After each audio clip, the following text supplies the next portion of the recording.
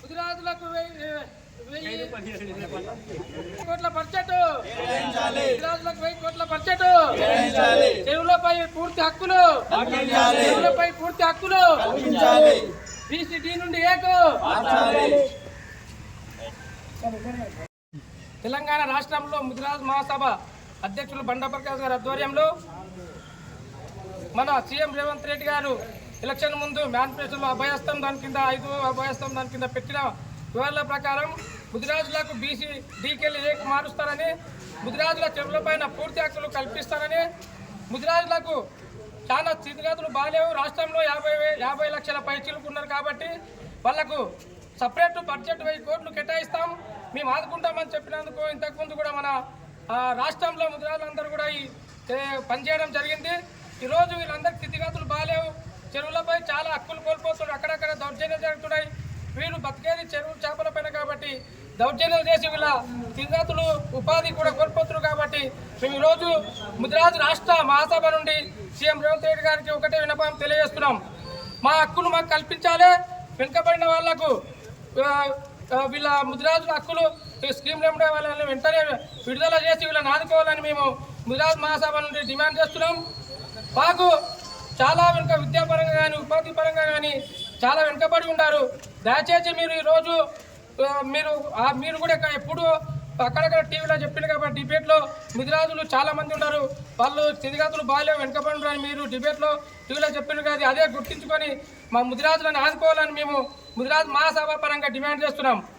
సభ అధ్యక్షులు బండా ప్రకాష్ గారి ఆదేశానుసారం మరి రాష్ట్రం లోపల ముదిరాజులు ఎదుర్కొంటున్న సమస్యల పట్ల మరి ఎంఆర్ఓ గారికి రెవెన్యూ అధికారులకు మెమోరాండం ఇవ్వడం జరిగింది.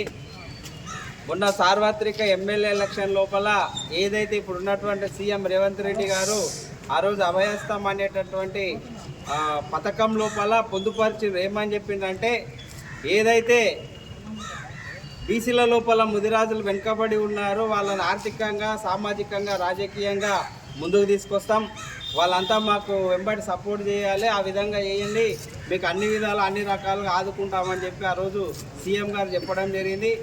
అదేవిధంగా ఈరోజు వారు సీఎంగా కొనసాగుతున్నారు కాబట్టి తప్పకుండా ముదిరాజులను ఏదైతే ఆ రోజు చెప్పిన ప్రకారం వాళ్ళని ఆదుకోవాలి. ఏ విషయాలంటే ఇంతకుముందు చెప్పిన విధంగా మరి పూర్తి హక్కులు చెరువులపైన ముదిరాజులకి చెందేటట్లు చేయాలి.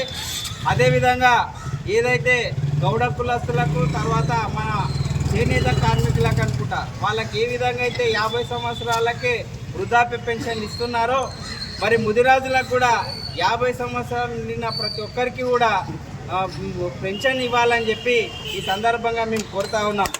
అదేవిధంగా ఆర్థికంగా వెనుకబడి ఉన్నారు కాబట్టి మరి బడ్జెట్లో ప్రత్యేకంగా ముదిరాజుల కోసం దాదాపు ఒక 2-3 వేల కోట్ల బడ్జెట్ కేటాయించాలని చెప్పి ఈ సందర్భంగా తెలియజేస్తూ ఉన్నాం. అదేవిధంగా మరి సీఎం గారే చెప్పిండ్రు, గతం లోపల ఎన్నికల ప్రచారంలో కానీ తర్వాత ఇతర సమావేశాలలో కానీ ఇప్పుడు ఉన్నటువంటి సీఎం రేవంత్ రెడ్డి గారు చెప్పిండ్రు, ముదిరాజులను మరి ముందుకు తీసుకురావాలనే ఆలోచనతో ఆయన ఒక మాట అన్నాడు. ఏదైతే ముదిరాజులను చట్టసభల లోపల కేబినెట్ విస్తరణ లోపల మంత్రిగా తీసుకుంటామని చెప్పి మరి సీఎం రేవంత్ రెడ్డి గారు చెప్పిండ్రు. అదేవిధంగా మన రాష్ట్రం లోపల మరి ఉన్నటువంటి ఏకైక ఎమ్మెల్యే మరి మక్తల్ ఎమ్మెల్యే అయినటువంటి వాకిటి శ్రీహరి గారు ఎమ్మెల్యేగా ఉన్నారు.